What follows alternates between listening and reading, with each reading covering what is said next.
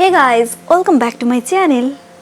বাঙালি মানেই মাছে ভাতে বাঙালি, আর বাঙালি মানেই ইলিশ মাছ। ইলিশ মাছ প্রায় কম বেশি সবারই একটা প্রিয় মাছ। আর আজকে আমি আপনাদের সাথে সেই ইলিশ মাছের রেসিপিগুলো শেয়ার করব। আই হোপ আপনাদের এই রেসিপিগুলো খুব ভালো লাগবে। রান্নাটা শুরু করার আগে চলুন মাছটা কেটে নেওয়া যাক।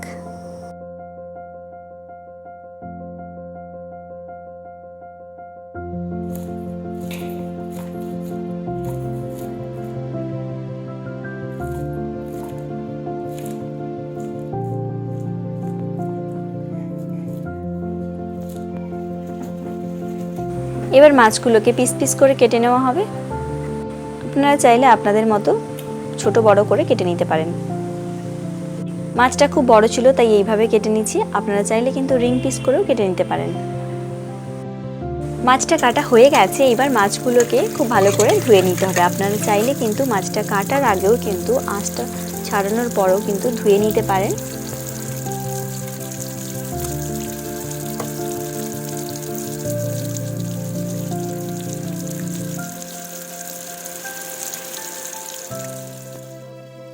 আমার প্রায় সব মাছটাই ধোয়া হয়ে গেছে। আজকে আমি পুরো মাছটা রান্না করব না।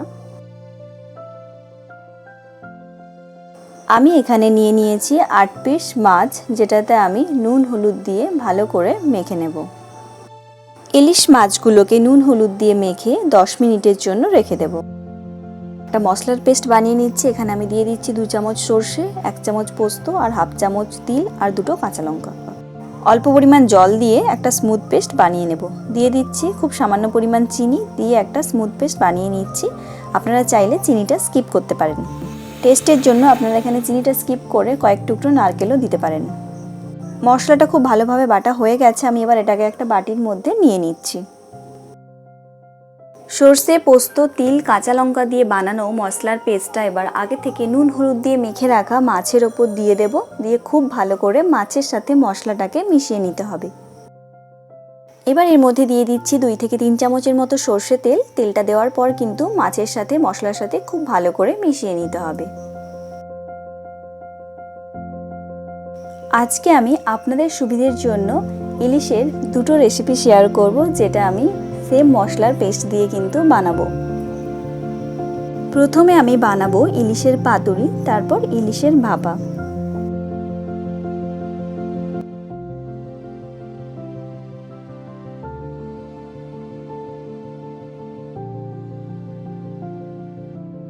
মাছের সাথে মশলাটা খুব ভালোভাবে মেশানো হয়ে গেলে আবারও 10 মিনিটের জন্য রেখে দেব।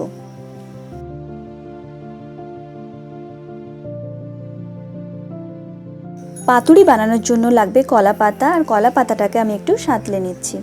সরাসরি গ্যাসের ফ্লেমের উপর এইভাবে না করেও কিন্তু একটু গরম জলের মধ্যে লবণ দিয়ে পাতাটাকে রেখে দিলে কিন্তু পাতাটা অনেকটা সফট হয়ে যায় আর ফোল্ড করতেও অনেক সুবিধে হয়। প্রথমে আমি একটা কলা পাতা নিয়ে নিয়েছি, তার উপর আরেকটা ছোট কলা পাতা নিয়ে নিয়েছি। এবার এর মধ্যে দিয়ে দিচ্ছি আগে থেকে ম্যারিনেট করা মাছ, ওপর থেকে দিয়ে দিচ্ছি একটা কাঁচা লঙ্কা। এবার এই পাতাটাকে কিন্তু আমি এইভাবে ভাঁজ করে নেব, ঠিক পকেট বা পার্সেল টাইপের করে এইভাবে কিন্তু পাতাটাকে মুড়ে নিচ্ছি। 2টো পাতা দিয়ে দিয়েছি, এতে করে কিন্তু মশলাটা বেরিয়ে আসার সম্ভাবনা থাকে না। এইবার এটাকে আমি বেঁধে নেব যাতে করে খুলে না যায়। এর জন্য আমি এখানে কলা পাতার সাইডে থাকার যে বিট টাইপের থাকে ওটা আমি সরু করে কেটে নিয়েছি। আপনারা চাইলে কিন্তু সুতো দিয়েও এটাকে বেঁধে নিতে পারেন।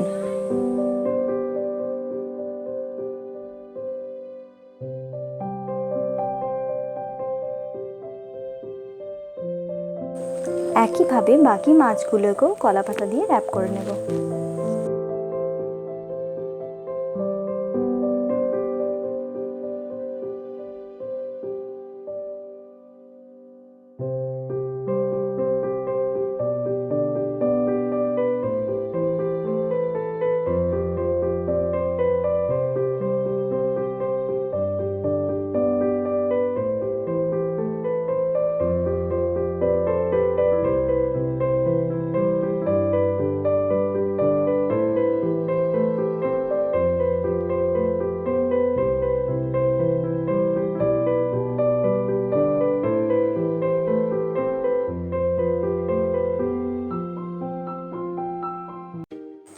এবার একটা কড়াই নিয়ে নিয়েছি, কড়াইয়ের মধ্যে দিয়ে দিচ্ছি জল, দিয়ে একটা স্ট্যান্ড দিয়ে এরকম একটা ফুটো ফুটো পাত্র দিয়ে দেব, দিয়ে এটা ঢাকনা দিয়ে দেব, মিডিয়াম টু লো হিটে এটাকে রেখে দেব।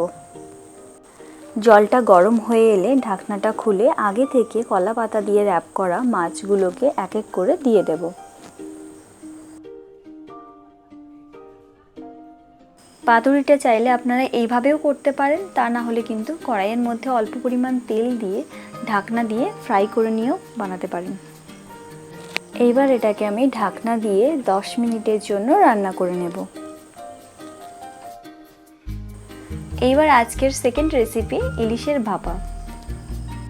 ইলিশ ভাপা বানানোর জন্য আমি এখানে নিয়ে নিয়েছি একটা টিফিন বক্স, যে বক্সটার নিচে আমি দিয়ে দিচ্ছি কলা পাতা। এবার এর ওপরে দিয়ে দেব আগে থেকে ম্যারিনেট করা ইলিশ মাছ।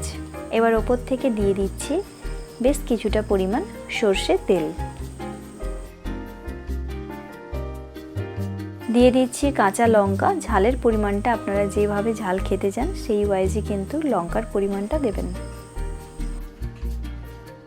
টিফিন বক্সের সাইজে গোল করে আমি একটা কলাপাতা কেটে নিয়েছি, এটাও আমি ওপর থেকে দিয়ে দেব, দিয়ে বক্সের ঢাকনাটা লাগিয়ে দেব। কড়াইয়ের মধ্যে দিয়ে দিচ্ছি জল, দিয়ে একটা স্ট্যান্ড দিয়ে টিফিন বক্সটা বসিয়ে ঢাকনাটা লাগিয়ে দিচ্ছি।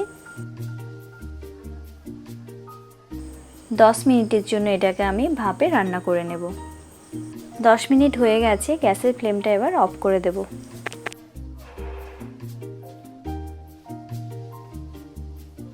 এইদিকে কিন্তু ইলিশের পাতুরিটা একদম রেডি, গ্যাসের ফ্লেমটা অফ করে এটাকেও নামিয়ে নেব। গরম গরম ইলিশ পাতুরি একদম রেডি খাওয়ার জন্য। এটাকে আমি একটা প্লেটে সার্ভ করে নিচ্ছি। আপনারা চাইলে পাতুরিগুলোকে স্টিম না করে ফ্রাইও করে নিতে পারেন। এবার আমি আপনাদের ইলিশ মাছের ভাপাটাও খুলে দেখাচ্ছি।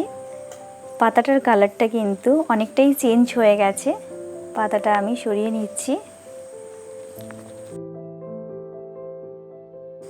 ওয়াও, কালারটা খুব সুন্দর এসছে। আপনারা দেখতেই পাচ্ছেন কালারটা কত সুন্দর এসছে, আর মাছটা খুব সফট এবং জুসি হয়েছে, দেখেই বোঝা যাচ্ছে।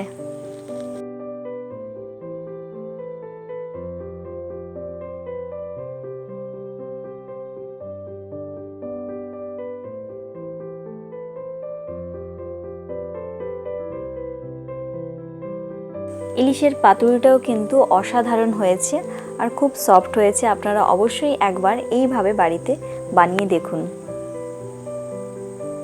গরম গরম ভাতের সাথে নরম জুসি ইলিশের পাতুরি বানিয়ে বাড়ির সবাইকে খাওয়ান। আজকের আমার এই রেসিপিগুলো যদি আপনাদের ভালো লেগে থাকে তাহলে অবশ্যই ফ্রেন্ডস এবং ফ্যামিলির সাথে এই রেসিপিগুলো শেয়ার করুন, আর অবশ্যই কমেন্টস এবং লাইক করতে ভুলবেন না। আর এখনও যদি আমার এই চ্যানেলটা না সাবস্ক্রাইব করে থাকেন তাহলে এখনই গিয়ে সাবস্ক্রাইব করে নিতে পারেন।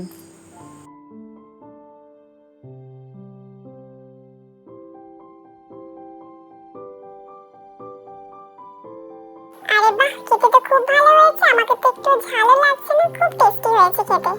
ইলিশের পাতুরি আর ইলিশের ভাপা দুটোই কিন্তু খেতে খুব ভালো হয়েছে, খুবই ভালো হয়েছে। আপনারাও চাইলে বাড়িতে বানিয়ে ফেলতে পারেন খুব সহজেই ইলিশের ভাপা এবং ইলিশের পাতুরি। ভিডিওটা শেষ করার আগে আপনাদের কাছে এটাই অনুরোধ রইল, ভিডিওটাকে প্রচুর প্রচুর শেয়ার করুন, লাইক এবং কমেন্টস করতে একদমই ভুলবেন না, আর অবশ্যই আমার এই চ্যানেলটাকে সাবস্ক্রাইব করতে ভুলবেন না। সবাই খুব ভালো থাকবেন, সুস্থ থাকবেন। আবার দেখা হচ্ছে নেক্সট ভিডিওতে।